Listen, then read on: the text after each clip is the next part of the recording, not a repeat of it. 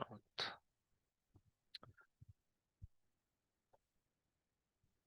Então, boa tarde, pessoal. Estamos aqui, dia 21 de maio, mais um encontro do nosso grupo de pesquisa de fluidodinâmica multi-escala, onde a gente está trabalhando nesse período com algumas ideias relacionadas com termodinâmica de misturas, né, que tem se mostrado como um desafio importante a ser superado para a gente desenvolver trabalhos que tenham o maior nível de relevância em função dos desenvolvimentos na área.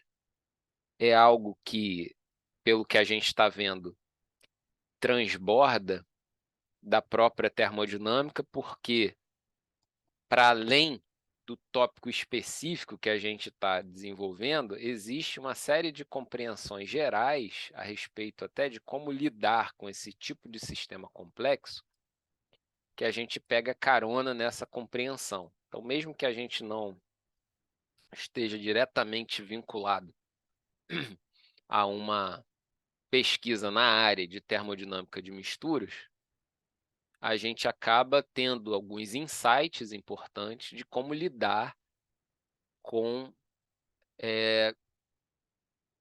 somas, né, de contribuições ou agregações de contribuições tão diversas quando eu comparo sistemas puros e sistemas misturados. Né? Imagina, por exemplo, até pegando carona no tema de pesquisa do Vinícius, né?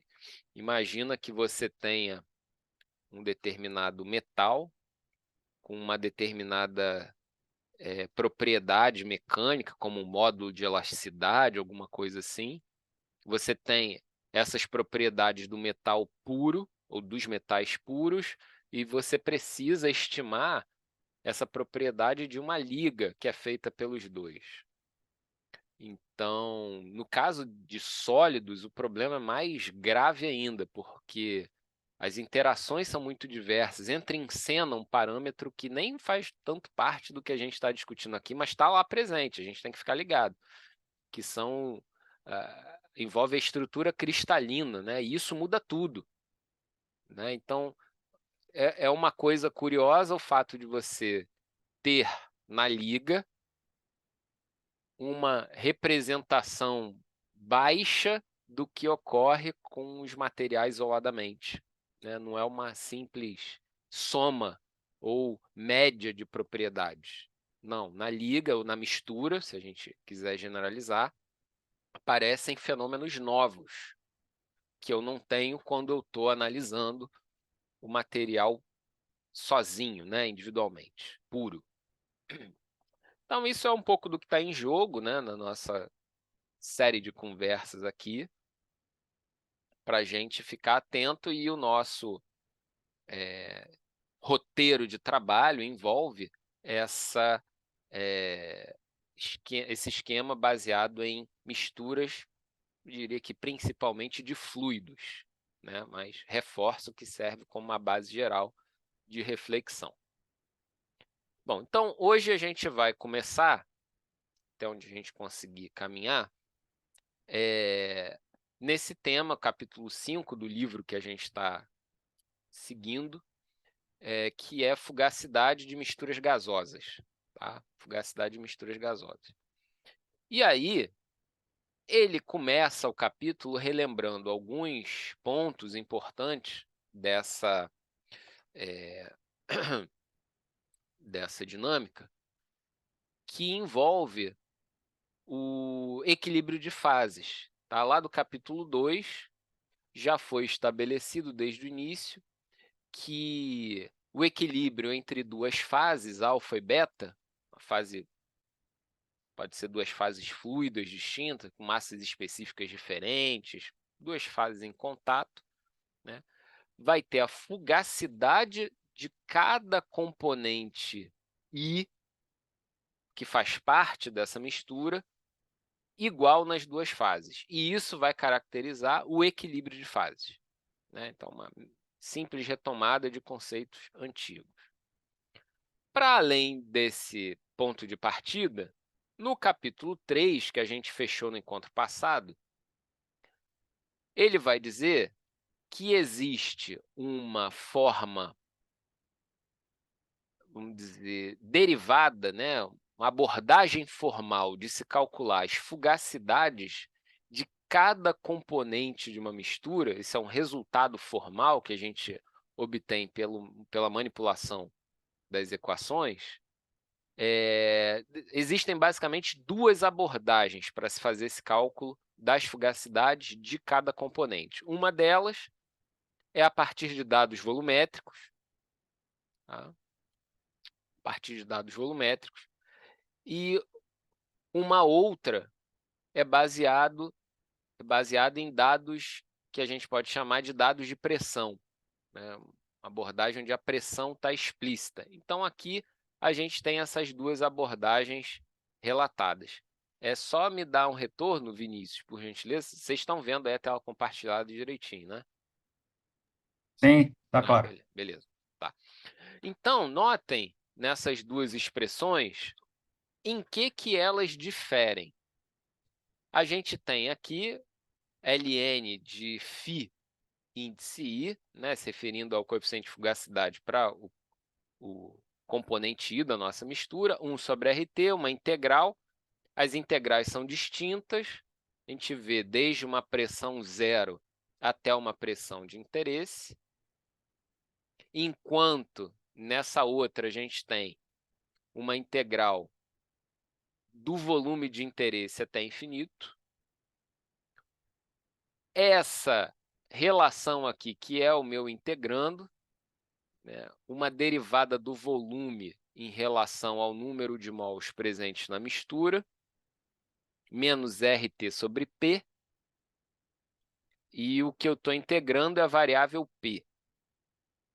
Aqui, por essa outra abordagem, a gente tem uma derivada da pressão em relação ao número de mols de cada componente da mistura, menos RT sobre V, onde eu estou integrando a variável V, e disso tudo eu desconto o ln do fator de compressibilidade.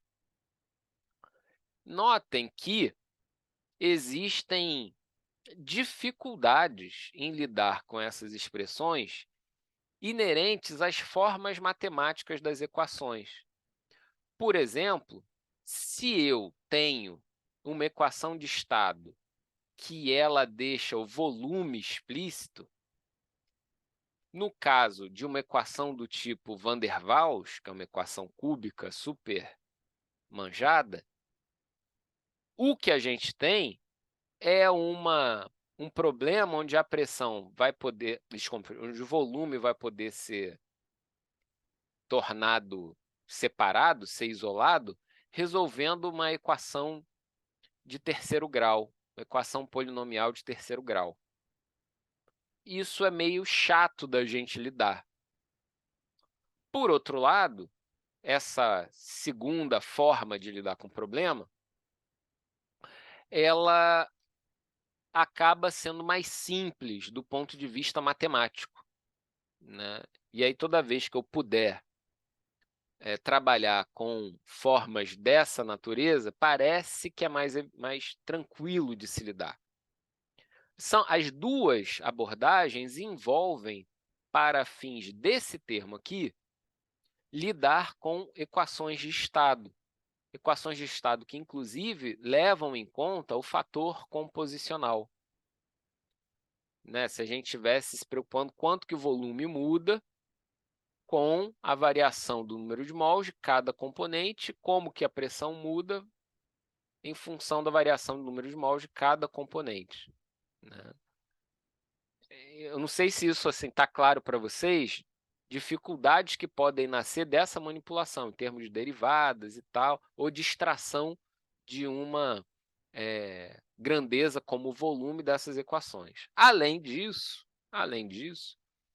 quando a gente tem essa primeira equação aqui, né, pensando que a gente vai ter essas equações de estado para estados de agregação do tipo gás, e os gases se comportam desde um comportamento ideal, que é o mais simples de todos, e eu não levo em conta as interações dos constituintes, né? É uma forma muito mais tranquila, um modelo mais simples que a gente tem para um gás.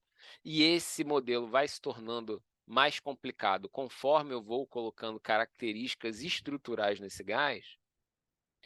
Algumas simplificações que podem surgir nesse caminho envolvem, por exemplo, a gente dizer que esses volumes de gases, eles não se veem, eles são meio que independentes uns dos outros em relação a cada substância. Como se eu tivesse, por exemplo, uma soma dos volumes de cada componente dentro daquela mistura.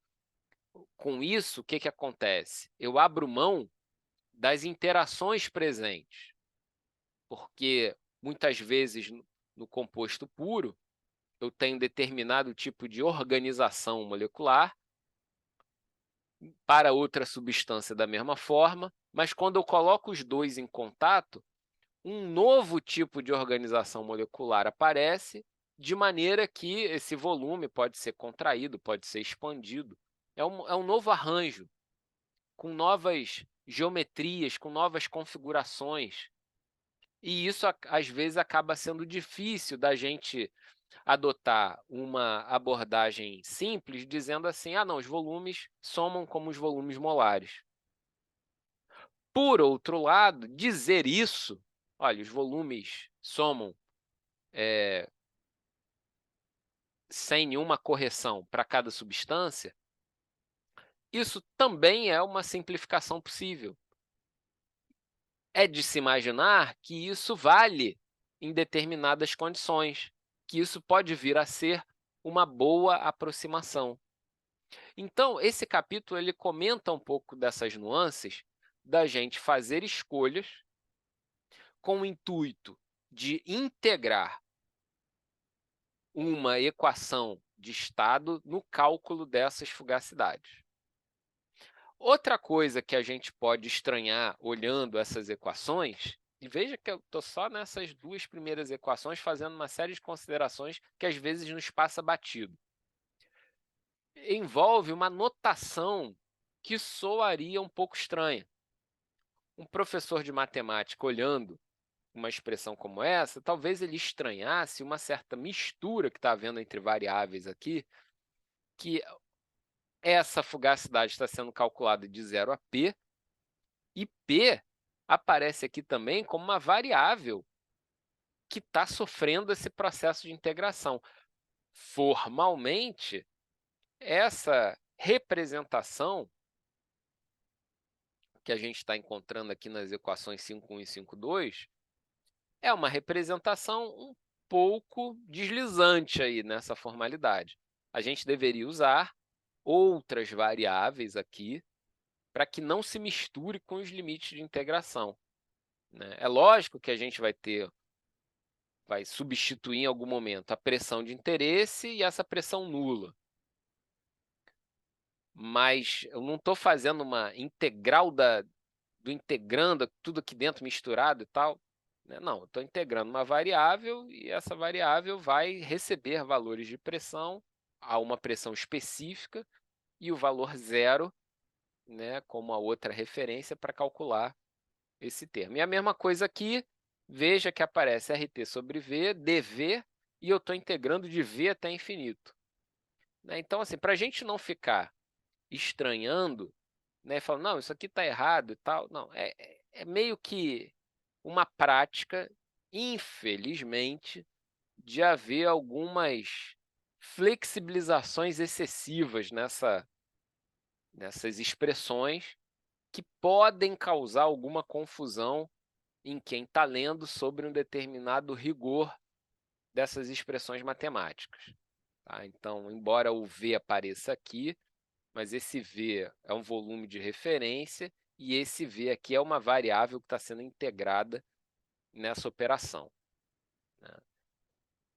Outra coisa que a gente viu, isso é coisa velha, envolve a definição desse coeficiente de fugacidade, né? O traço triplo aqui, né, de definição, que é a fugacidade dividido pela fração molar vezes a pressão de trabalho. Então, se a gente quiser calcular a fugacidade, especificamente a fugacidade, a gente pode substituir essa expressão aqui dentro, e a gente já sabe um pouco do que vai acontecer quando eu quiser calcular o f especificamente. Como a gente vai ter ln dessa fração, para eu isolar o f, vai ser f igual a uma exponencial de tudo isso aqui, né? Então, uma exponencial vai aparecer de alguma maneira, né? Que envolve esse cálculo dessa integral aqui que tem dentro as equações de estado e tudo mais. Então, assim, tem um certo trabalho de fazer umas continhas chatas que a gente pode, sem sombra de dúvida, contar com auxílio computacional, deve, né, contar com esse auxílio computacional para fazer essas operações. Se, por algum motivo, por algum meio, a gente dispuser dessas equações de estado,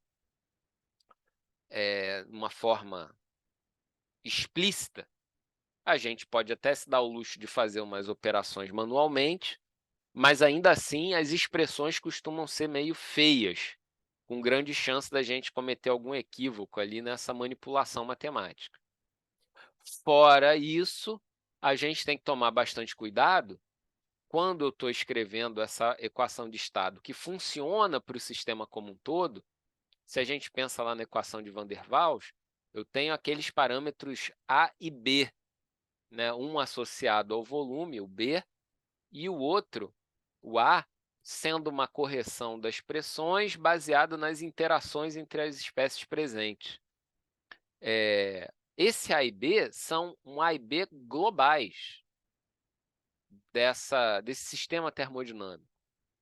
E o que causa um certo interesse para a gente é a gente expor ou explicitar esse A e B em termos dos componentes puros, que em geral são tabelados, constam nos manuais aí de fisicoquímica, termodinâmica, né, que a gente encontra aí em ampla difusão, né? Então, essas equações de estado que podem ser inseridas nesse termo aqui da integral, elas guardam uma complicação, porque essas regras de mistura, em geral, são regras empíricas. Em geral, elas são feitas ou construídas para funcionar em determinadas situações e podem não funcionar em outras. Tá? Então, as regras de mistura são sempre um desafio, que a gente até comentou em aulas anteriores, que eu fico demandando de definir essas regras de mistura um pouco caso a caso, né? Esse é meio que o padrão, e está aí uma dificuldade permanente dessa termodinâmica de misturas, né? Eu não consigo dizer de antemão como que o sistema macroscópico se comporta, o sistema macroscópico misturado se comporta, considerando como base desse comportamento as substâncias puras, ou o comportamento das substâncias puras. Existe na mistura, na mescla entre os dois puros, ou três, ou tantos quantos forem, efeitos novos que têm origem no arranjo molecular, nas interações moleculares, e que são, de certa maneira, uma fuga dessa termodinâmica clássica, se eu me enveredo por esse caminho. O que a gente pode fazer, se mantendo os pés na termodinâmica, é lidar com dados experimentais, fazer os ajustes das equações de estado e lidar com esses coeficientes A e B de maneira ajustada, né, a partir dos dados experimentais diretamente, sem uma formulação teórica prévia que leve de um a outro, né? Então, são as dores que envolvem essa equação, tá? E aí, algumas dicas interessantes. Ele vai dizer que essa equação 5.2 aqui é frequentemente mais usada do que a anterior. Então, essas dicas são sempre muito importantes, porque às vezes a gente fica sem saber como começar. Você vai falar, essa daqui acaba sendo mais usada. É a equação onde a gente tem a pressão explícita, né? Ou seja, P igual a alguma coisa, né? E aí o que ele diz? Olha, a baixas e a baixas e médias massas específicas, é frequentemente possível descrever propriedades volumétricas de uma mistura gasosa de uma forma explícita no volume. Então, densidades baixas, densidades moderadas, ok. Ainda é possível trabalhar com dados volumétricos. E aí, nesse caso, a equação 5.1 poderia ser usada. Porém, há altas massas específicas que envolvem muitos problemas relacionados à alta pressão, problemas de interesse prático industrial, como, por exemplo, os problemas de balística interna, os problemas da área de extração de petróleo, né, que a gente tem pressões muito elevadas e, portanto, massas específicas muito elevadas. Os dados volumétricos são mais bem representados, ou melhor representados, de uma forma explícita na pressão. E aí, para isso, a gente usaria a equação 5.2. Mas o mais geral acerca delas é que essas equações são exatas no contexto da formulação termodinâmica, da forma como elas estão expressas aqui. Não haveria, de partida, nenhuma aproximação brutal sobre dados ou modelos ou coisas desse tipo.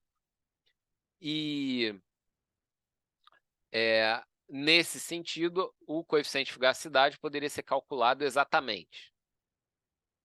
O problema, nesse sentido de calcular as fugacidades da fase gasosa, é, portanto, equivalente ao problema de estimar propriedades volumétricas. Tá? Então, ele fala, olha, no fundo, a dificuldade está relacionada a ter dados baseados em pressão ou dados em volume, né?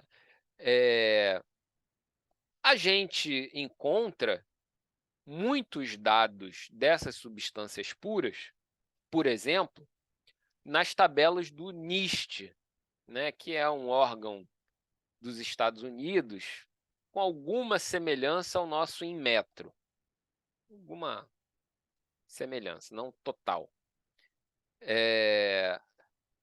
E a gente veria lá no site do NIST que existem outros conjuntos de dados, até para misturas, mas esses dados são restritos e limitados. O que eu quero dizer com dados que são restritos e limitados? Por exemplo, estava até falando aqui com a Juliana mais cedo, a gente encontra lá no site do NIST uma espécie de softwarezinho pago com propriedades de misturas de hidrocarbonetos, apenas isso. Que eu desconheço assim, detalhes, né, dessa aplicação, mas se restringe, né, aos hidrocarbonetos, eu não sei quantos tipos de hidrocarbonetos estão mapeados lá, mas aí, de certa forma, aplicando esse formalismo que a gente está vendo, ele calcula um conjunto amplo de propriedades. Não só essas formulações, mas correlações práticas ou aproximações também, né? Mas aí eles fecham isso numa ferramenta computacional e vendem. O valor nem é tão alto, a gente está falando de coisas da ordem de $300, $200, né? Traduzindo aqui para nosso dinheiro, algo ali em torno de R$ 1.000, 1.000 e pouco, que no contexto desses softwares acaba sendo um valor baixo em comparação, né? Mas é muito mais restrito, muito mais restrito. Tá? E aí, qual a vantagem que a gente tem dentro de um ambiente como esse nosso grupo de pesquisa? A possibilidade de investigar esses comportamentos desses sistemas baseados em simulação computacional, onde eu digo a composição, onde eu digo como que vai ser essa mistura que eu estou analisando. A partir daí, a gente pode fazer vários tipos de tratamento, de ajuste de equações de estado, de cálculo de propriedades, né, usando esse ferramental, e vai ser a melhor informação possível antes de qualquer informação experimental. Os dados experimentais vão ser, em geral, muito limitados, exceto aplicações que têm um apelo tecnológico, industrial, comercial muito intenso. Exceto para essas, via de regra, a gente praticamente não vai dispor de dados para fazer comparações cara a cara. A gente vai ter dados próximos a uma condição que nos interessa e algumas comparações que a gente vai fazer acabam sendo comparações um tanto quanto limitadas. Mas isso é o melhor que pode ser feito muitas vezes. A nossa simulação de dinâmica molecular, poderia ser de Monte Carlo também, acaba sendo uma forma da gente gerar dados que são construídos a partir de uma consideração específica das interações entre as moléculas. Se eu mudar naturalmente essa consideração, eu vou ter outros resultados, e isso já é objeto de comparação. Tá? E na medida que os dados experimentais forem aparecendo, ou estão disponíveis, eu posso fazer uma simulação próxima daquela para tentar estabelecer uma comparação direta entre as coisas, a gente vai validando essa nossa metodologia, essa nossa abordagem. Mas eu até ressalto alguns detalhes que a gente precisa ficar alerta. Como, por exemplo, a comparação direta de dados experimentais e dados de simulação, às vezes é problemática. Por que eu digo isso? Porque o sistema real dos átomos e moléculas viajando no espaço e o modelo computacional desses átomos e moléculas são distintos em função de várias informações que no modelo eu acabo tendo que jogar fora. Às vezes essas informações são importantes, às vezes essas informações são secundárias ou terciárias ou daí para baixo.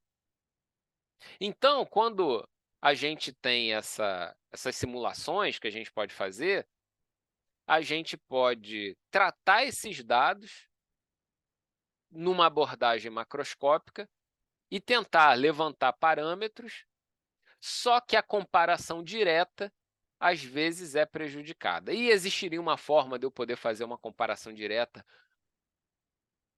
com um grau de critério um pouquinho maior?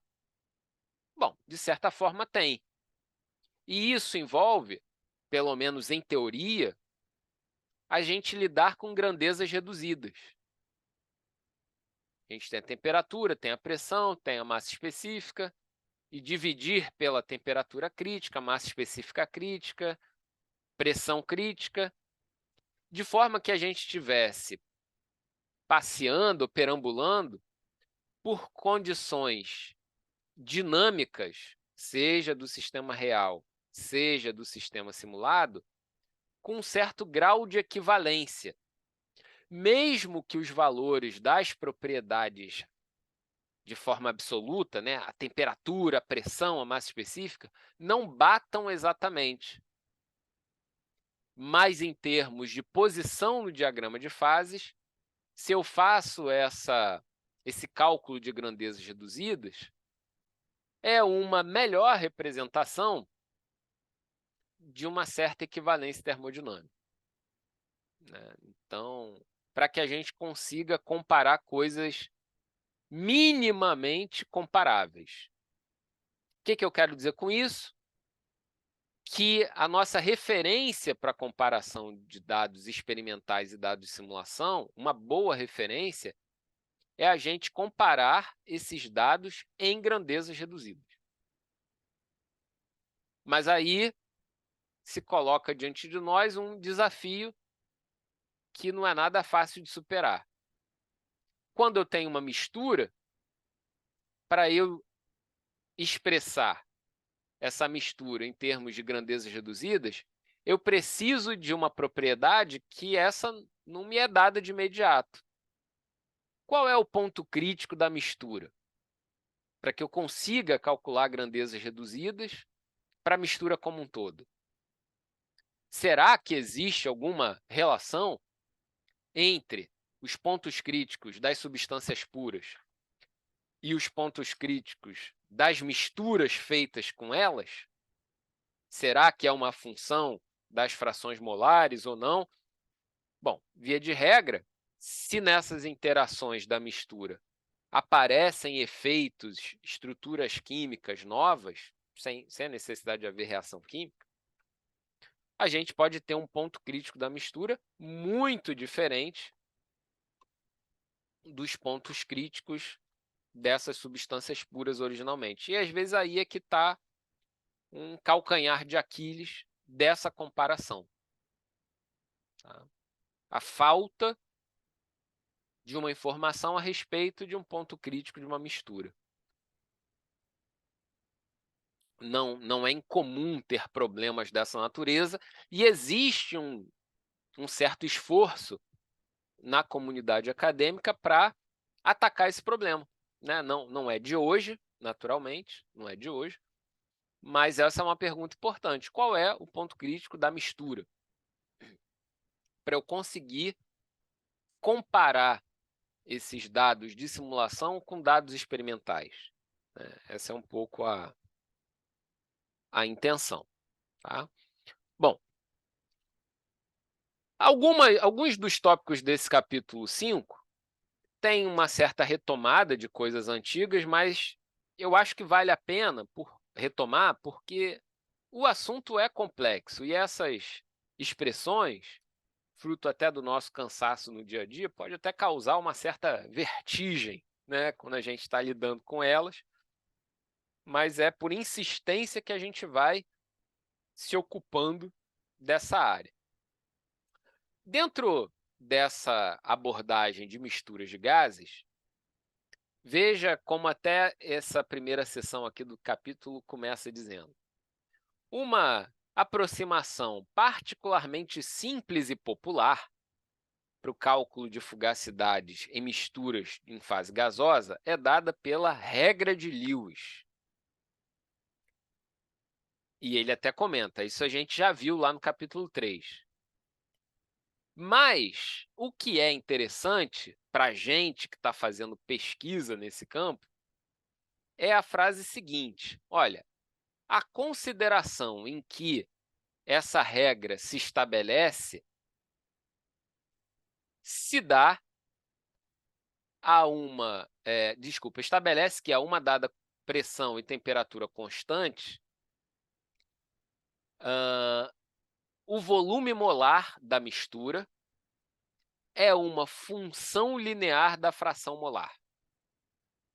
Essa consideração, chamada de lei de Amagat, precisa estar garantida não apenas na pressão de interesse, mas para todas as pressões até a pressão de interesse.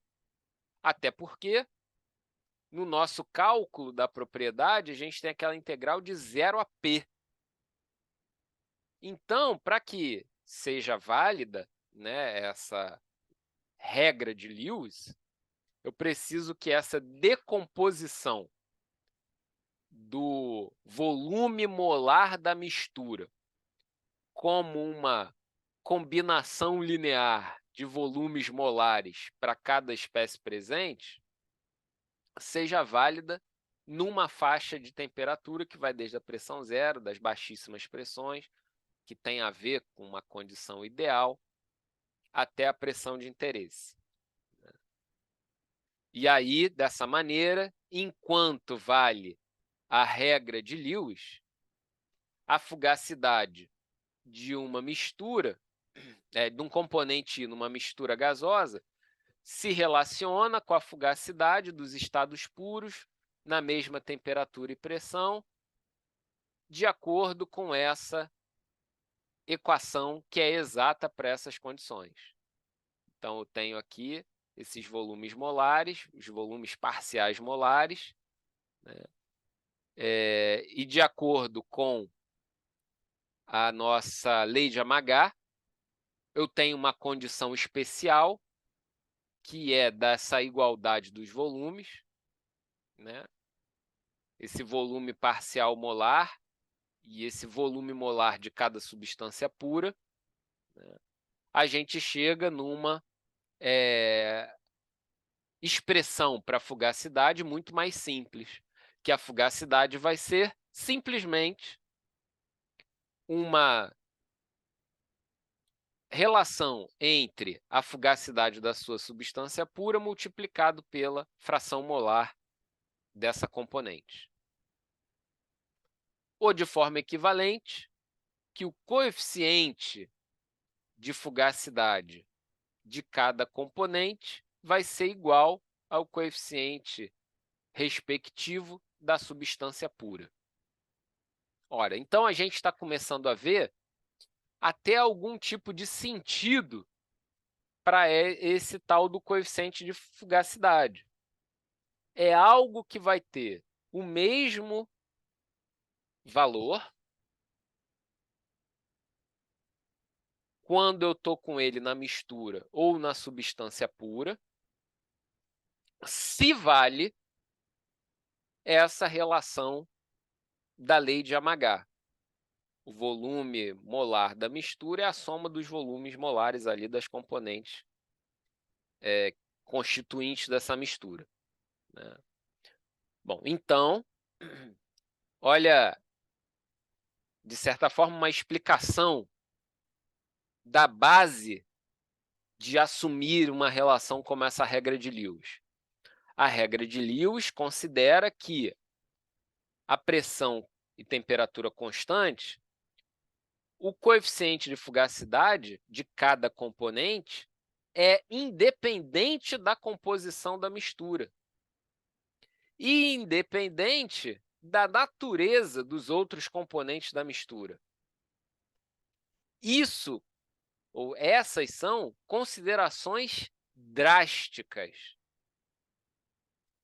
Isso quer dizer o seguinte, que a presença de uma determinada quantidade de uma substância na mistura gasosa não, olha o termo que eu vou usar, não se incomoda com a presença das outras componentes da mistura. Esse não se incomoda é como se, caso haja interações, essas interações elas meio que se dão dentro do timinho das moléculas iguais, apenas. Elas não são completamente cegas, como a gente tem no modelo do gás ideal, mas elas são cegas para o diferente.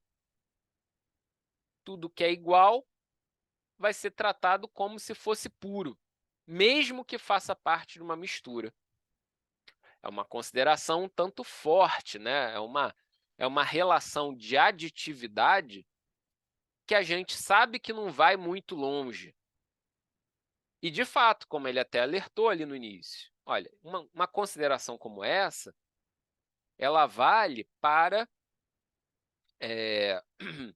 ela vale para condições, desculpa, que são de baixas massas específicas ou até algo que ele vai chamar de moderado, embora a gente não tenha ainda um feeling do que significa moderação nessa hora, né? O que é moderado? Baixo eu até entendo, mas moderado, eu não sei o que é o alto, o que ele está chamando de alto. Então a gente fica um pouco na dúvida, né, do limite de validade. Mas assim, faz sentido a ideia, né? Bom, isso só deve funcionar direito quando essas interações cruzadas elas não têm um peso muito grande. né? E, no fundo, isso vai ter uma boa validade quando as interações, como um todo, não tiverem um peso muito grande. Agora, imagina, por exemplo, o nosso amigo Vinícius aqui, que é engenheiro mecânico, ele deve estar lembrando de coisas que ele viu lá na graduação dele, referente, aí vou dar um salto só para a gente chacoalhar a cabeça, referente lá aos sólidos, onde algumas misturas de interesse, elas têm composições assim radicalmente discrepantes em termos de quantidade. A gente tem alguns elementos dessas composições como quase contaminantes da mistura, né? São quantidades muito pequenininhas. Quando a gente pega um aço, por exemplo, você tem lá o ferro, tem o carbono como constituintes elementares ali de uma liga do tipo aço, ou do metal como tipo aço, mas aços especiais vão ter outros metais ali na composição, como molibdênio, níquel, isso, aquilo e tal. Mas as quantidades sempre são muito pequenas. Então, imaginem, do ponto de vista termodinâmico, como que um sólido é uma coisa complicada, já que eu mudo muito as propriedades do sistema com a presença dessas pequenas quantidades de outras substâncias ali presentes na liga. Né? Tem 1% de molibdênio. Caramba, 1% causa tanta variação aqui nessa liga. Ah, o aço mais puro em termos de ferro-carbono, aí estou chutando, não é a minha área.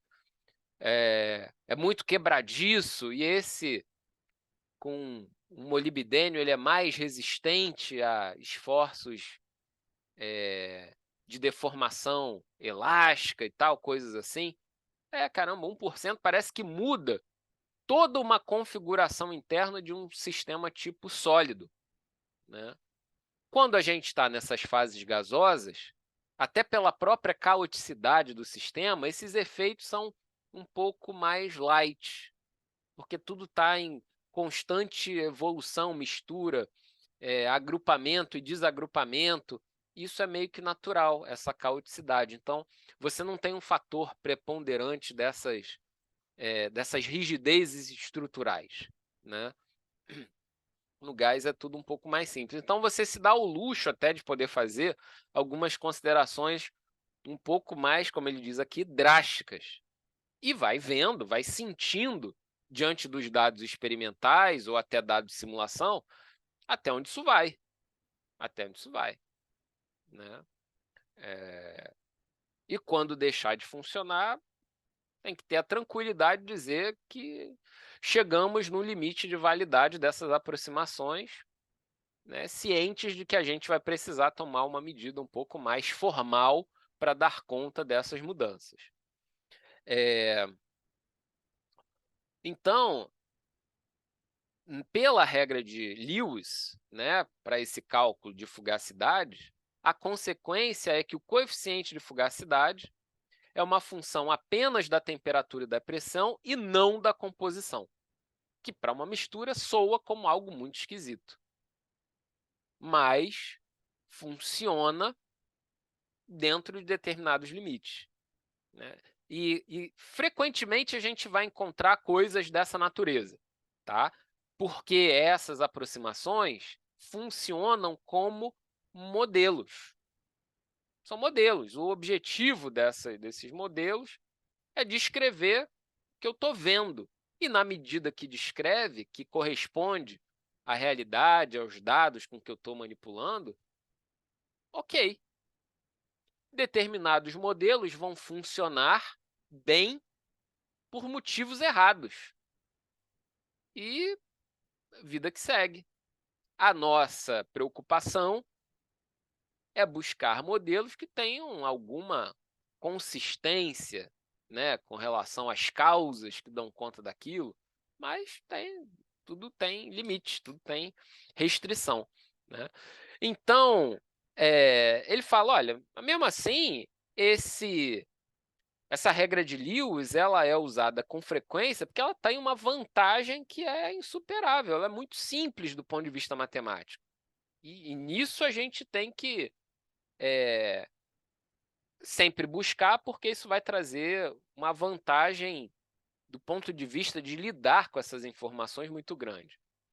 A gente pode esperar que o volume parcial molar de um componente I é próximo ao volume molar daquele componente puro, na mesma pressão e temperatura, toda vez que as forças intermoleculares experimentadas por uma molécula I na mistura sejam similares à que ela experiencia no estado gasoso puro. Em termos mais coloquiais, e são os termos que, por acaso, eu até uso lá nas nossas aulas de físico-química, aquele módulo de termodinâmica. Essas aproximações vão valer, né, segundo aqui em termos mais coloquiais, quando uma molécula I se sente em casa enquanto está acompanhada, ou seja, dá aquela ignorada no vizinho que está indo te visitar, né? E aí as propriedades de cada componente vão ter propriedades típicas aquelas que teria no estado puro, né? De novo, a gente precisa ficar atento que nessa termodinâmica de misturas essas considerações são drásticas, elas vão funcionar em casos limites. Que limites são esses? Limites em geral que estão na direção de uma idealidade, mas não precisa ser tão radical quanto a idealidade. A gente está a meio de caminho para essa idealidade. Na idealidade eu jogo tudo fora. Ninguém está vendo ninguém. As moléculas não estão vendo nem a sua própria ocupação de lugar no espaço. São partículas sem tamanho. São pontos. A noção de ponto material. Ponto não tem volume, né? Lá da matemática, geometria euclidiana, beabá. Ponto não tem volume. Assim são as moléculas para um modelo do gás ideal. Não interagem e não ocupam espaço. Elas se distribuem num volume. Apenas isso. Conforme eu vou agregando informações, não, agora ela tem um tamanho. Agora ela interage. Interage com os iguais. Interage com todo mundo. Eu vou aumentando o nível de realismo desse modelo e o preço a pagar, eu acho que está um pouco evidente. Eu estou tornando essas relações matemáticas cada vez mais complicadas. A pergunta é, quem vai ter resistência de lidar com isso, com essas relações mais complicadas? Equação do gás ideal, modelo do gás ideal, a gente aprende lá no ensino médio. É como se ele estivesse dizendo assim, qualquer um é capaz de lidar com isso. Na graduação, a gente dá alguns passinhos adiante. A gente aprende ali um Van der Waals, aprende uma regra de Lewis, né? Agrega resistência ao usuário desse ferramental. Mas para a gente que já passou desses dois níveis, o nosso passo é o seguinte: quando essas simplificações drásticas são um tanto quanto precisam ser suspendidas, né? Bom, então algumas orientações gerais. A regra de fugacidade de Lewis, ela vai ser uma boa aproximação quando eu tenho pressões suficientemente baixas e o comportamento do gás é próximo ao ideal. Bom, assim, comentários para a gente ficar ligado. Pô, se o comportamento do gás é próximo do ideal, por que não usa logo o ideal? Seria um raciocínio bastante pertinente. Só que, mesmo nessa proximidade do gás ideal, a gente vê variações muito bruscas, principalmente com relação à fugacidade. As variações são muito intensas. em fazendo pequenas considerações. Então, a gente precisa incluir essas correções à idealidade, porque elas têm um peso grande, principalmente conforme eu vou aumentando sistematicamente a pressão. O limite é da pressão nula, mas a pressão nula é quando está todo mundo completamente isolado aí no universo. Essa regra de Lewis vai ser uma boa aproximação toda vez que o componente I estiver presente em grande quantidade ou em excesso, até ele dar uma referência aqui, essa fração molar maior do que 0,9, cientes de que ela vai se tornar exata no limite em que a fração molar daquela componente é unitária, ou seja, do componente puro. Aí realmente, porque todo volume molar é ocupado por uma substância única e aí a relação vai valer exatamente, né? O coeficiente de fugacidade vai ser igual ao do puro mesmo. Ela vai ser uma aproximação razoável ao longo de uma grande faixa de composições e pressão, toda vez que as propriedades físicas de todos os componentes são aproximadamente as mesmas. Por exemplo, nitrogênio e monóxido de carbono, né, N2 e CO, benzeno e tolueno.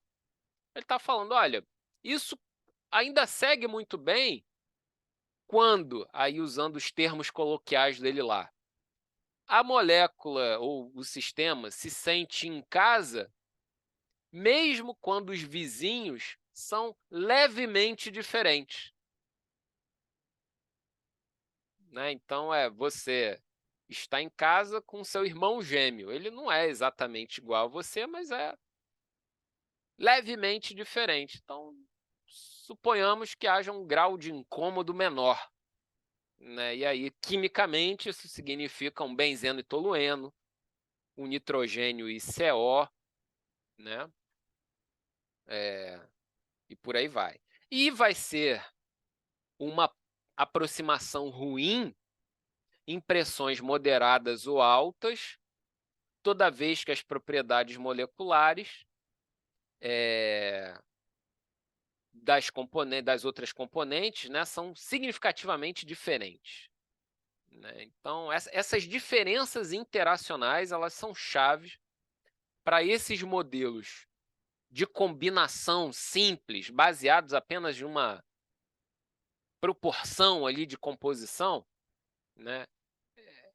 Toda vez que a gente tiver pressão alta e diferenças interacionais, eles são a receita para a falência desses modelos. Tá? A gente precisa estar muito ligado nisso.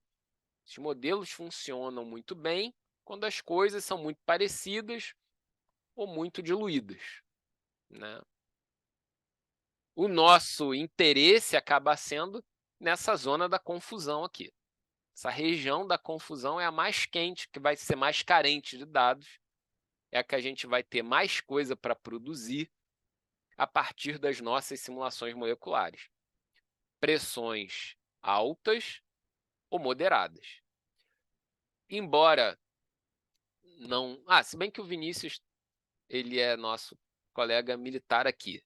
Eu posso fazer menção, por exemplo, a uma condição de pressão elevada, que é sempre um desafio permanente, quando a gente tem os problemas de balística interna dos armamentos utilizados aí pelas Forças Armadas, tanto os de pequeno calibre, como fuzis, pistolas, revólveres e por aí vai, como os de grande calibre, como canhões, obuseiros.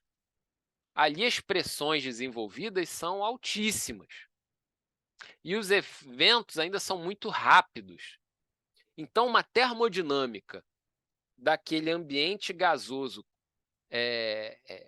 típico, né, de uma combustão desses sistemas, né, tipo sistemas de armas, é algo que tem pouca gente mexendo.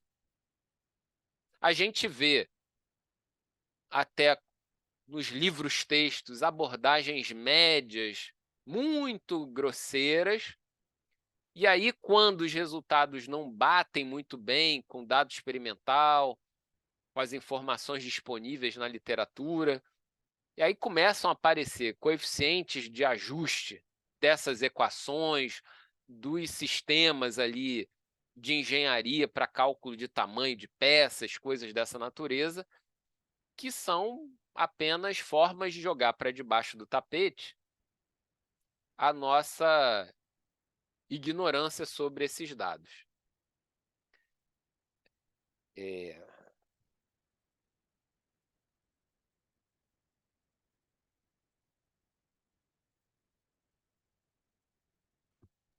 Voltou. Deixa eu só fazer uma pergunta. Vinícius, por acaso travou a imagem em um dado momento para você? Ou não? Você estava ouvindo aqui direto? Como é que... Não, estava ouvindo, mas travou por 1 segundo ou 2 segundos. Que Ah, coisa tá. muito rápida. Não, beleza. Porque para mim parecia que tinha travado aqui um tempinho maior, mas foi só delay da imagem mesmo. Beleza. Bom, antes da gente fechar essa parte aqui, ele diz aqui que uma das dificuldades práticas encontradas no uso da regra de Lewis para dados de equilíbrio líquido-gás resulta da necessidade frequente de introduzir um estado hipotético. A temperatura da mistura, frequentemente ocorre que a pressão total excede a pressão de saturação de cada componente da mistura. Pois é, isso é um problema, porque é como se eu tivesse os componentes se comportando de maneira independente dentro dessa mistura, mas é uma mistura. E nessa mistura, individualmente, os componentes perdem um pouco a sua identidade, não completamente, mas perdem um pouco. Eles fazem parte de uma rede interacional. Mas quando eu uso a regra de Lewis, eu estou cegando esse processo e, às vezes, eu antecipo um processo de mudança de fase porque eu estou ignorando a presença das interações cruzadas, né? Esse é um problema que a gente tem que ficar alerta, né? E aí ele fala que o cálculo desses coeficientes de fugacidade, nessas condições, requerem considerações sobre a natureza de um estado hipotético do gás puro e que causam imprecisões que são fruto natural, né, da adoção dessa regra de Lewis, né? Mas que essa regra de Lewis ela é atrativa por conta da conveniência matemática, é simples, embora não tenha validade geral. Ou seja, vale até certo ponto, mas é limitado, né? É limitado. Bom, sobre isso, como estamos? Matheus, Juliana, Vinícius, ouvindo essas Tranquilo. coisas, o que vocês, né, se faz sentido, ou se as coisas encaixam melhor em relação ao que vocês ouviram já na vida a respeito desses assuntos?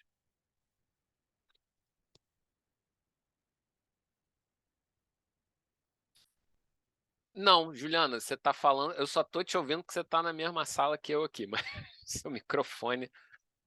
Na verdade, seu microfone eu acho que está até... Deixa eu ver aqui.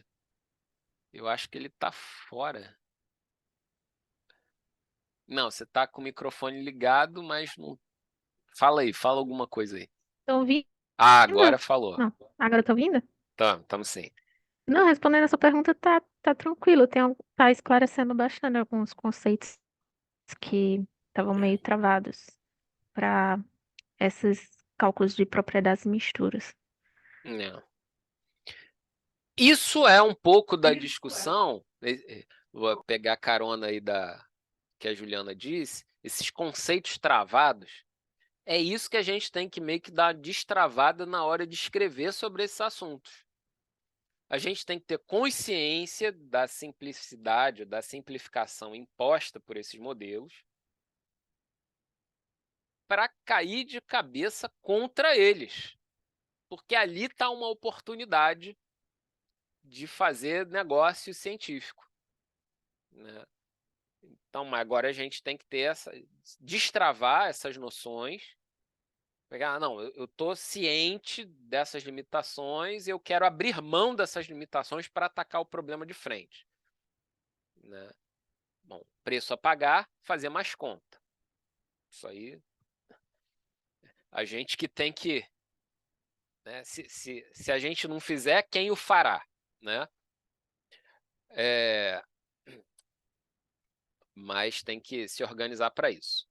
Bom, vamos dar mais um passo aqui. É um passo que a gente encontra também com bastante frequência nos livros textos aí de termodinâmica, só que a gente vai dar aqui uma abordagem que nos interessa, que é essa abordagem de mistura. Isso, particularmente, eu nunca vi sendo muito bem tratado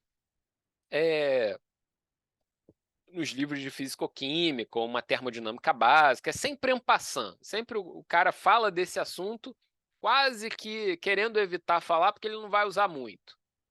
Mas vamos tentar superar essa dificuldade. No conjunto das equações de estado possíveis, entre várias, né? Van der Waals é uma, super badalada, Peng-Robson, Redlich-Kwong, Suave Redlich-Kwong e tantas outras. Existe uma equação de estado que é estruturalmente diferente, que são as equações de estado que a gente chama de equações do virial. Essas equações, num primeiro relance, se a gente dá aquela olhada superficial sobre elas, a gente veria nessas equações do virial uma propriedade interessante. Primeiro, que elas têm uma estrutura tipo série polinomial. E polinômio, a gente sabe que é flexível. Dá para ajustar muita coisa com polinômio. E digo mais, que como uma série, eu ainda poderia, em princípio, regular a quantidade de termos dessa série. Poderia ter 1, 2, 3 e termos que agregam numa estrutura polinomial, que a gente vai ver daqui a pouco, recordar daqui a pouco qual é.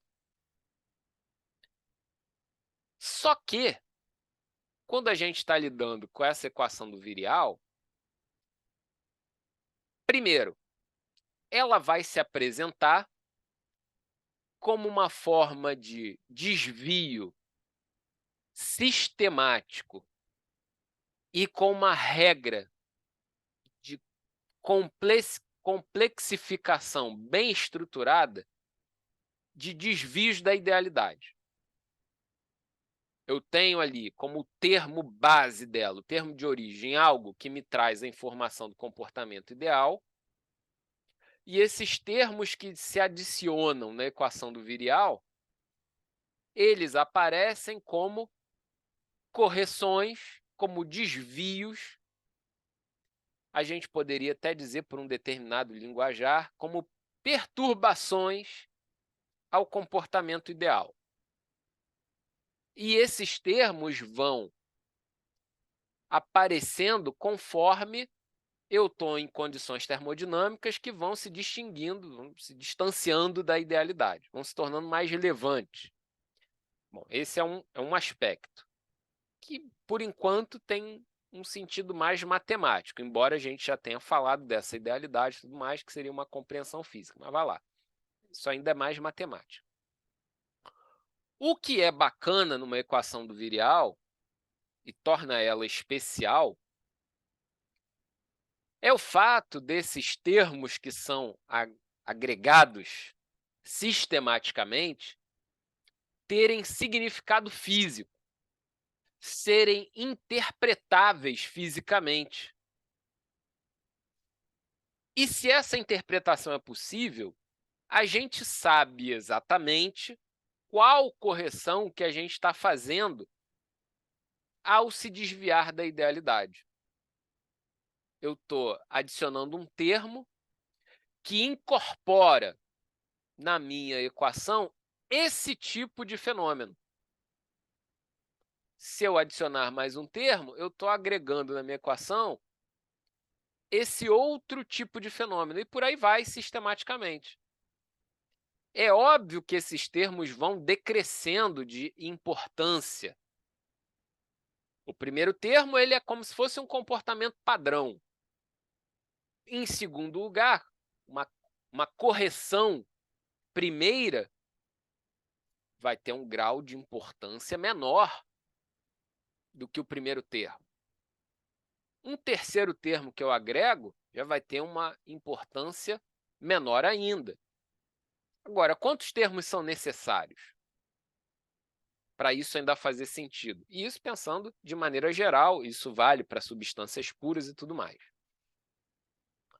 Só que, quando a gente traz essa discussão para a mistura, o que ele diz é o seguinte: olha, o problema de calcular fugacidades para as componentes de uma mistura gasosa, como ele começa lá o capítulo, é equivalente ao problema de estabelecer uma equação de estado confiável para a mistura. Uma vez que essa equação de estado exista, as fugacidades podem ser obtidas por cálculos. Só que muitas equações de estado foram propostas e são propostas a cada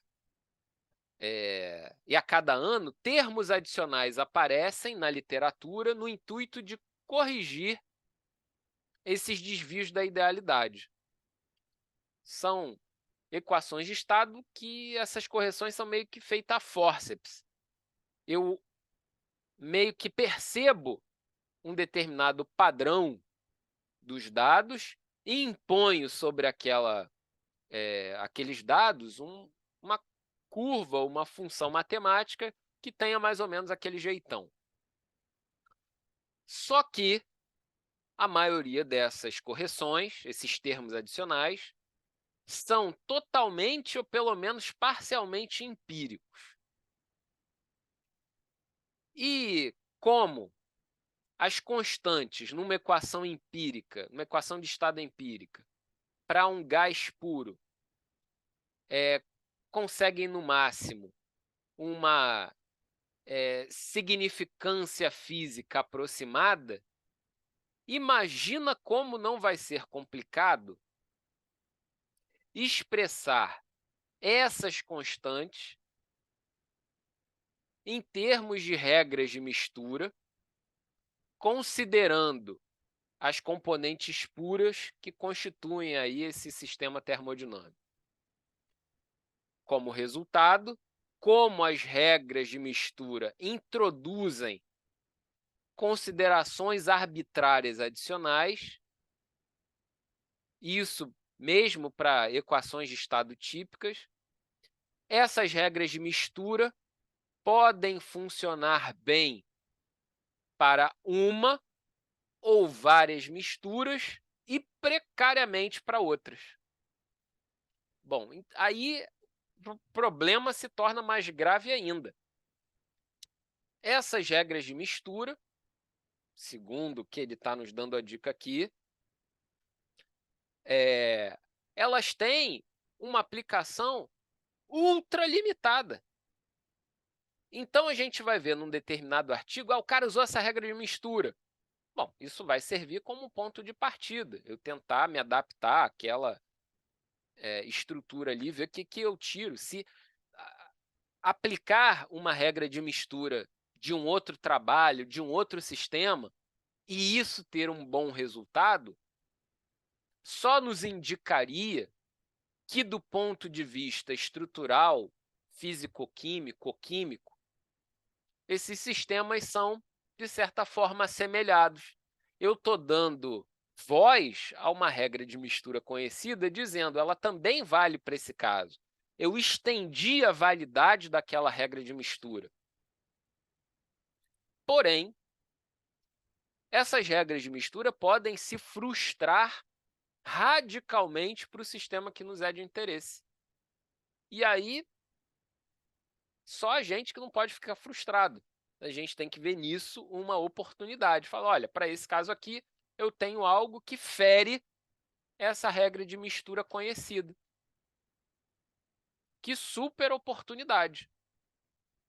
Porque aí eu tenho até a chance, se eu colecionar dados direitinho, de tentar propor uma nova estrutura de regra de mistura que vale para aquela composição ali que eu estou investigando. E aí depois vão vir pessoas tentando ver, nossa, a regra de mistura lá da Juliana também se aplica para esse outro caso, tem essa aplicação. Mas assim, veja como é que tudo que está sendo apresentado aqui começa a ter um caráter quase que, é o que a gente chama de ad hoc, né? Ad hoc, se escreve assim, é para aquela finalidade.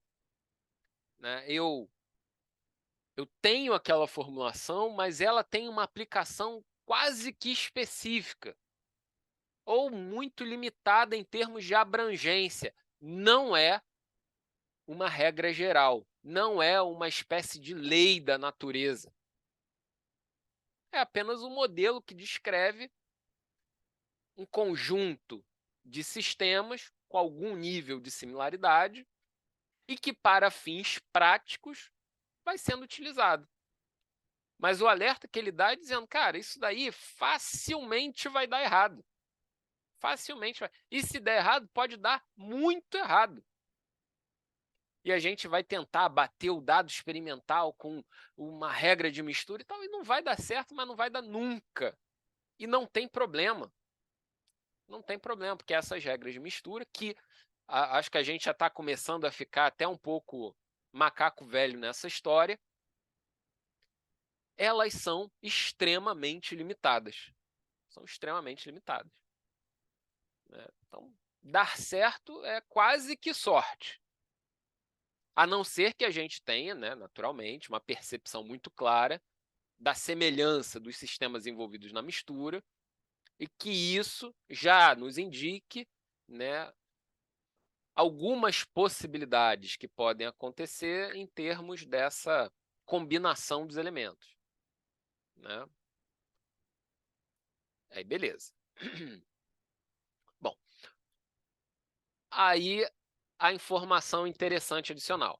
Para o cálculo de fugacidades numa mistura gasosa com confiança, é vantajoso usar uma equação de estado onde os parâmetros físicos tenham significado ou significância, ou seja, onde os parâmetros podem ser diretamente relacionados a forças intermoleculares. Para isso, para ele, isso é significado. Ter uma constante que traduz uma propriedade microscópica. Né? Ele encontra o sentido dessas equações de estado tendo como base o mundo microscópico, que nem é objeto da termodinâmica. Mas a base, o que dá sentido para esses parâmetros é algo de natureza molecular. E para a gente é isso mesmo, ok, a gente está num nível de compreensão que passa de um nível para o outro com muita facilidade. Aliás, só uma observação, já que a gente está falando tanto de termodinâmica, né? A gente está no ano de 2024 e nesse ano, né, tem um personagem importante nessa história da termodinâmica, que não tem muita relação direta aqui com os gases, como a gente está vendo aqui, mas com uma termodinâmica quase que tecnológica, né, e que foi a base para muita coisa que aconteceu depois, que é a parte de máquinas térmicas e eficiência de máquinas térmicas. Tem um personagem importante nessa história, que é o Carnot, Sadi Carnot, francês, que o trabalho mais importante, o mais famoso dele, né, que lidava com eficiência de máquinas térmicas, que ele chamou na época de máquinas de fogo, né? Esse nome máquina térmica ainda não tinha na época. Está completando esse ano 200 anos. 200 anos em que a gente tem essa noção de eficiência de máquinas. Ali é o nascedouro da segunda lei da termodinâmica, né? E, curiosamente, assim, eu falei, poxa, isso é um marco, né? 200 anos, né? Que a gente chama uma efeméride e tal, isso precisa ser comemorado. Quanto de tecnologia não nasceu quando essa percepção, né? A fonte quente não passa calor para a fonte fria com eficiência total, né? Senão a gente teria os motocontínuos, né? E isso dá, olha, tem uma perda, a noção de degradação do sistema começa a aparecer nessa época, né? Desculpa, eu estou fugindo de assunto, mas é porque é uma forma de festejar o trabalho do Carnegie. E aí, né, por acaso, essa noite eu acabei acordando um pouquinho mais cedo, e aí eu fui dar uma bisbilhotada assim na internet, eu falei, o que o mundo está comemorando, né, sobre essa data que, pô, é importante pra caramba, né? E aí eu vi que lá na França está sendo organizado alguns eventos espalhados aí pelo ano, tem um em setembro, um em julho, um em novembro, de celebração pelos 200 anos do trabalho do Carnot. Com palestras, simpósios, publicação de livros e tal, dizendo das implicações daquela percepção na história da ciência, tanto em termos técnicos, em termos matemáticos, modelísticos e tal, quanto em termos de interpretação de como a natureza funciona, né? Então, se vocês tiverem oportunidade, deem uma pequena vasculhada aí na internet. Eu acho que é um movimento que a gente não pode perder. E daqui em diante, esse assunto vai ficar fervilhando daqui em diante alguns anos, tá? Porque a gente tem uma série de trabalhos que vão se dar aí nos próximos 50 anos, ou nas próximas. Desculpa, trabalhos importantes dos 50 anos seguintes ao trabalho Carnot, que a gente vai poder acompanhar essa evolução de comemorações. A gente vai poder pegar lá nos anos 1850, 26 anos depois, o trabalho lá do Clausius, Rudolf Clausius, que ele vai dizer, olha, para essas máquinas térmicas de ciclo fechado e tal, a gente tem uma integral do calor que vai ter uma perda nesse processo. O trabalho dele de 1865, onde ele faz nascer, fruto desses trabalhos de máquinas térmicas, o conceito de entropia, 1865. E o que para a gente é o nosso métier aqui, o trabalho do Boltzmann, 1872, que ele deriva lá o tal do Teorema H de Boltzmann, que ele vai, a partir das leis da mecânica newtoniana, mostrar que um sistema termodinâmico aumenta a sua entropia. O que é um problema, esse para mim é um ponto marcante nessa história da termodinâmica e da compreensão da própria natureza, que você tem as leis da mecânica quântica que são reversíveis no tempo, né? Lembra lá da tua escola, você aprendeu cinemática, S igual a S0T, mas, né, resultado ali de F igual a MA em última instância. Você muda o sinal do tempo ali, você vai para frente, para trás e ninguém está dando bola para você, tranquilo, né? Zero esforço. Mas o trabalho do Boltzmann, que se fundamenta nessas relações, que são reversíveis no tempo, evidenciam que a natureza segue um comportamento irreversível no tempo.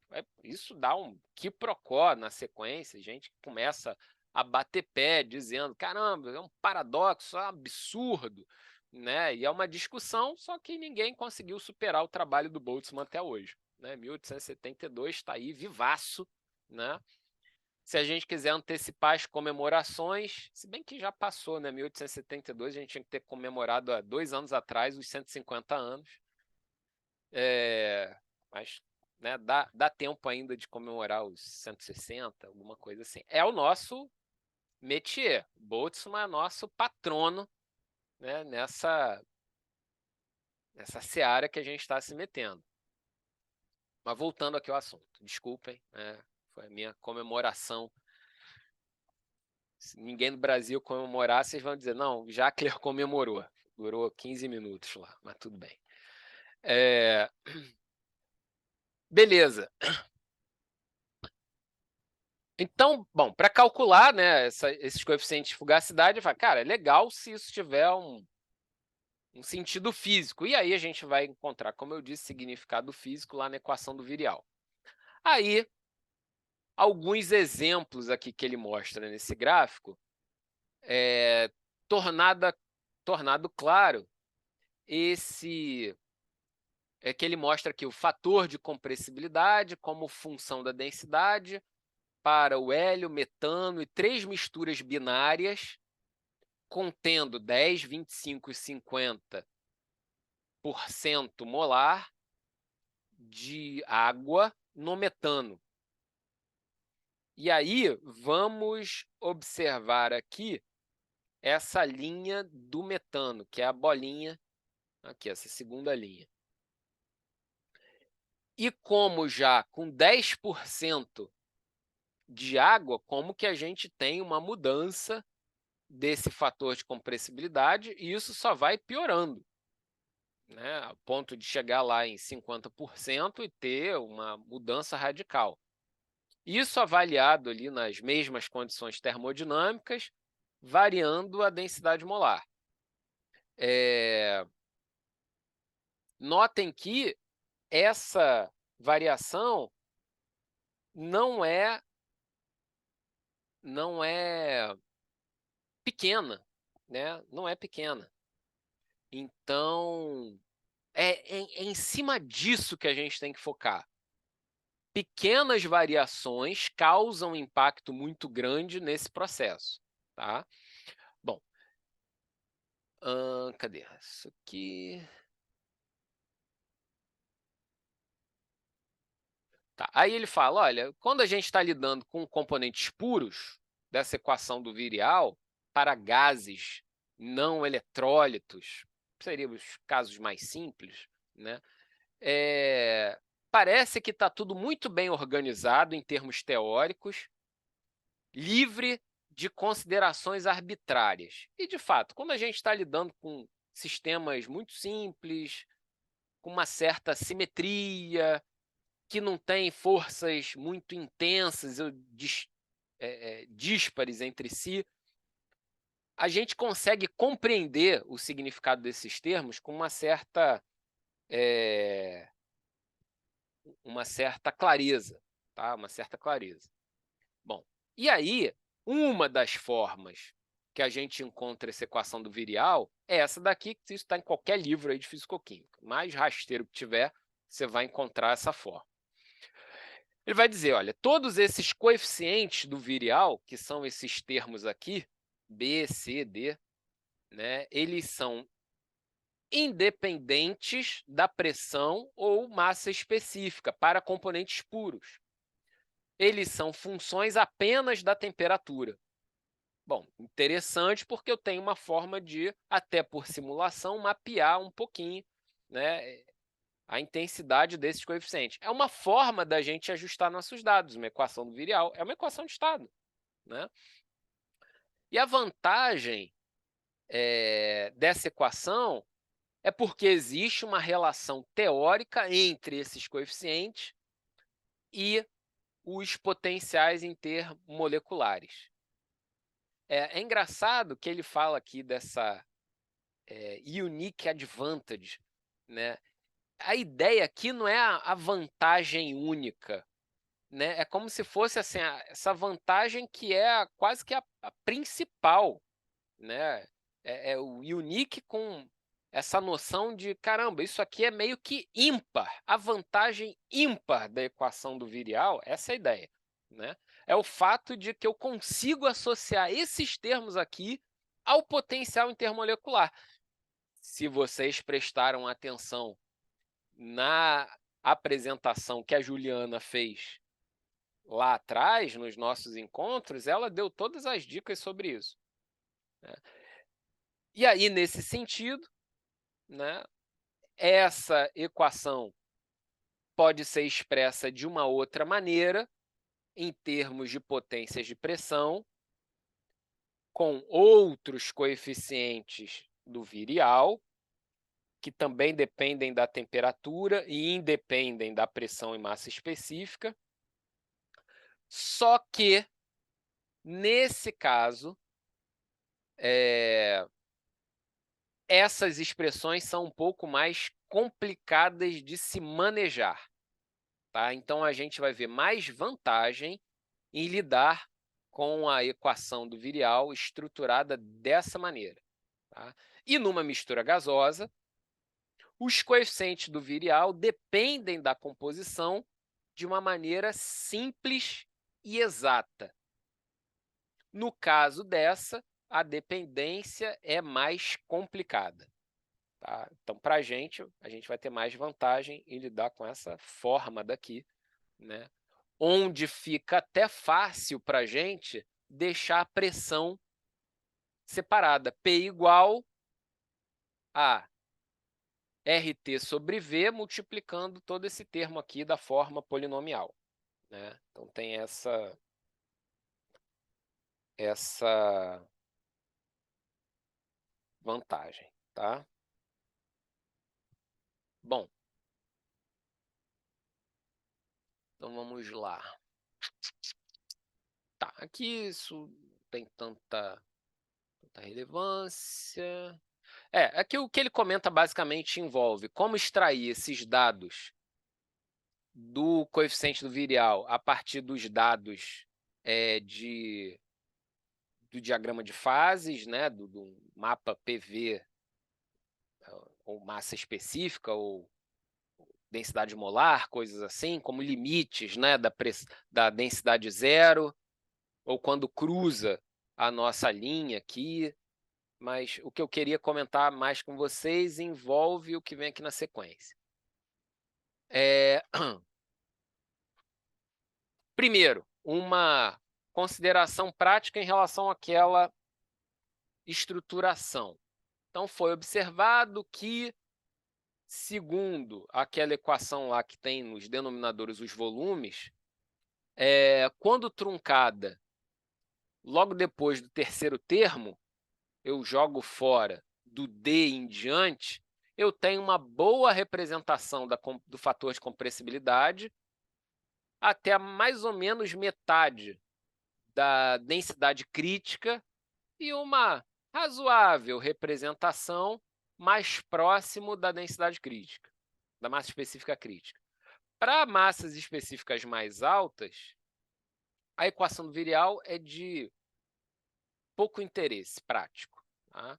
Os métodos experimentais e teóricos não foram suficientemente desenvolvidos para obter dados ou resultados quantitativos para os coeficientes do virial do quarto em diante. E eu concordo. Eu lembro de um trabalho que eu vi há tem um tempinho, uns 3 anos, mas que era uma coisa ainda muito incipiente, muito preliminar, quase que inicial, assim, né? Primeiros resultados, tentando incorporar efeitos dessa quarta ordem para condições muito específicas, tá? Então, ainda envolvia o sistema mais manjado de todos, que era a água.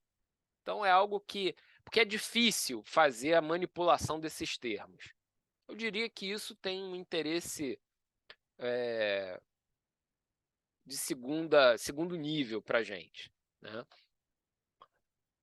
Mas, o que aí sim é mais importante, que esse significado dos coeficientes do virial estão diretamente relacionados às forças intermoleculares, ok, E nos gases reais...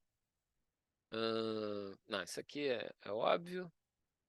Isso aqui que importa. Então, o propósito dos coeficientes do virial é levar em conta essas interações de modo que o significado físico associado ao segundo coeficiente do virial leve em conta os desvios da idealidade que resultam de interações entre duas moléculas, entre pares de moléculas, que é meio que a gente faz ali comumente em dinâmica molecular. As interações são consideradas em pares, né? A gente vai calcular as forças de atração par a par. Similarmente, o terceiro coeficiente do virial leva em consideração os desvios do comportamento ideal que são resultado das interações entre tríades de moléculas. E o significado físico dos coeficientes superiores seguem de maneira análoga. Se eu tiver o quarto coeficiente virial em relação a tétrades de moléculas. Mas pensa, é uma interação que é típica do trio, para além das dos pares. Ou seja, se eu tenho um triângulo, eu tenho 3 interações de pares ali. Mas além dessas 3, é como se eu tivesse uma interação do trio, que até na nossa cabeça dá uma certa dificuldade de imaginar essa interação. Mas a gente está pensando no nível molecular, que quando eu estou pensando em tudo que está em jogo naquela estrutura atômica de elétrons e núcleos atômicos e tal, eu estou permitindo aos elétrons ocupar uma região muito maior quando eu tenho esse trio. Não é só pegar as parcelas separadamente. Eu estou flexibilizando de alguma forma esse sistema. Os elétrons vão se acomodar de uma maneira especial quando eu tenho o sisteminha lá na forma de um trio, e isso naturalmente vai aparecer nessas interações, né? Bom, e aí da mecânica estatística a gente consegue construir essas relações dos coeficientes virial entre os coeficientes virial e os potenciais intermoleculares. Aí eu não vou nem dizer o pulo do gato, porque é o contrário disso, né? É o esconderijo do gato. Por que eu estou dizendo isso? Porque às vezes a gente encontra determinadas fórmulas prontas que parecem que resolvem tudo, mas, de novo, ainda assim são limitadas. Então, considerando um gás constituído por moléculas simetricamente esféricas e simples, como metano e argônio, caso de gás ideal, coisas assim, a energia potencial entre essas moléculas é designado por um fator do tipo, aqui a gente tem um gamazão, em função de R, ou seja, apenas em função da distância, onde R é a distância entre os centros moleculares. Se eu tenho moléculas com formas mais complicadas, eu posso até aproximar esse sistema de interação por um desse tipo esfericamente simétrico. É o que a gente faz quando joga um Lennard-Jones numa abordagem do tipo átomos unidos. Eu estou aproximando. E aí, o segundo e o terceiro coeficiente do virial são dados como funções de γR e da temperatura da seguinte maneira. O Bzão como 2π vezes o número de Avogadro e essa integral de 0 a infinito, integral do quê? Desse fator aqui, 1 menos exponencial de menos o modelo de potencial de interação entre as moléculas aqui, sobre K, esse K constante Boltzmann, sobre T, vezes R2, e aqui a variável que eu estou integrando. Isso, B, esse cara aqui é o fator par a par, e o fator C, que leva em consideração essas forças I e J com essas exponenciais, né, levando aqui o gama e J, K vezes T menos 1, para todos os pares possíveis, né, dos trios constituintes ali da nossa interação. Mas essas equações 17 e 18, elas se referem a moléculas simetricamente esféricas e simples. Quando eu tenho moléculas mais complicadas, essas interações intermoleculares, esse potencial intermolecular depende não apenas da distância entre os centros, mas da orientação relativa. E aí, naturalmente, essas integrais se tornam mais complicadas. As expressões não vão ser simples assim, como a gente encontra em alguns livros-textos. Tá? Para misturas, a gente encerra nosso encontro de hoje com esse tema aqui. Quando eu tenho misturas, então, o que a gente vai fazer? A gente vai poder calcular esses Bs para o virial par a par dos componentes da mistura, levando em consideração essas forças intermoleculares cruzadas, tá? De forma que a gente vai ter um segundo coeficiente do virial para mistura definido dessa maneira aqui. Levando em conta, aqui no caso, para uma mistura binária, exclusivamente para uma mistura binária, frações molares de cada componente e esses termos B e J, B e I, BJJ, referentes aos pares que estão sendo considerados. Para a mistura mais rica do que apenas uma mistura binária, a gente vai ter esse somatório de todas as contribuições. Ou seja, se eu tiver 3 componentes, 4 componentes, 5 componentes, como que esse somatório fica com um volume muito grande de termos?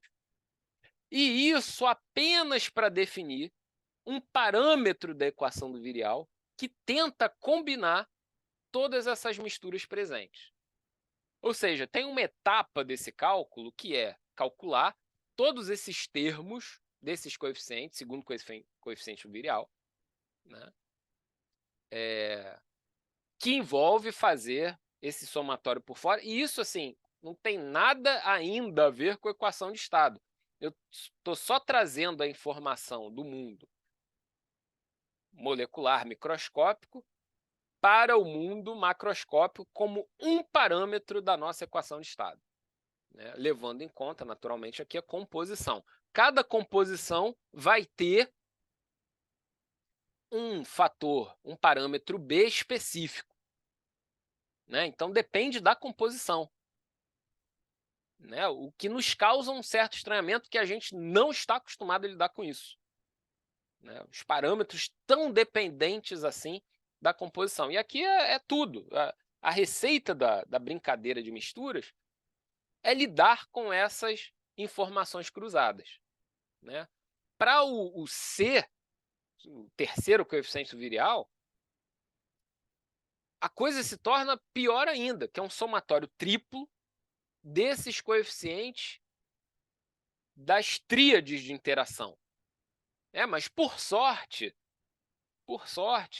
esses parâmetros do terceiro coeficiente virial, eles vão ser mais importantes quando eu tenho sistemas com pressões mais elevadas, onde tem, né, as interações mais presentes ali, e que acabam não sendo aquelas de interesse primário das aplicações mais convencionais.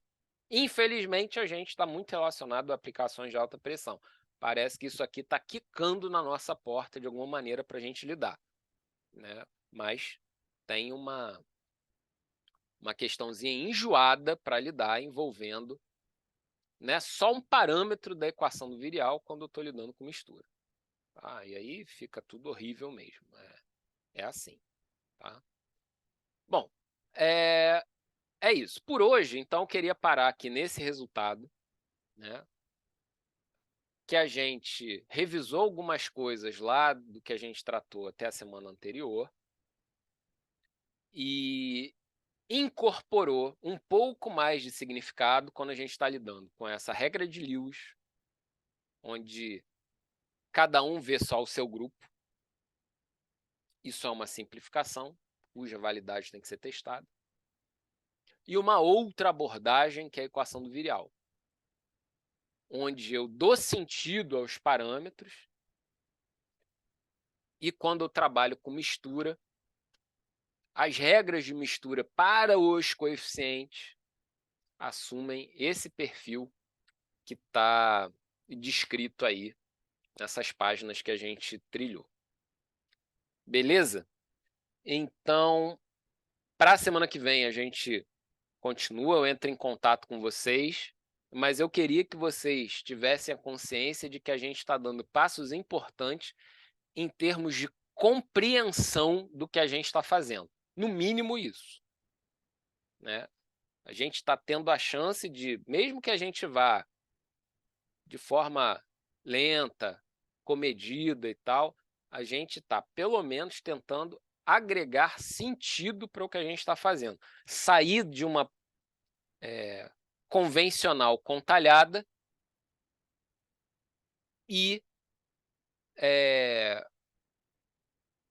tentando traduzir fisicamente essas manipulações típicas de uma termodinâmica de misturas. Tá? E isso é o que vai dar vocabulário para a gente fazer as discussões referentes aos nossos trabalhos. Beleza, minha gente? Então, hoje ficamos por aqui. E aí eu entro em contato. Sei que estou com materiais atrasados para mandar lá no nosso Classroom, mas vou buscar sanar isso quanto antes. Beleza? Valeu, então. Forte abraço a todos. E a gente se esbarra por aí. Abraço, até mais.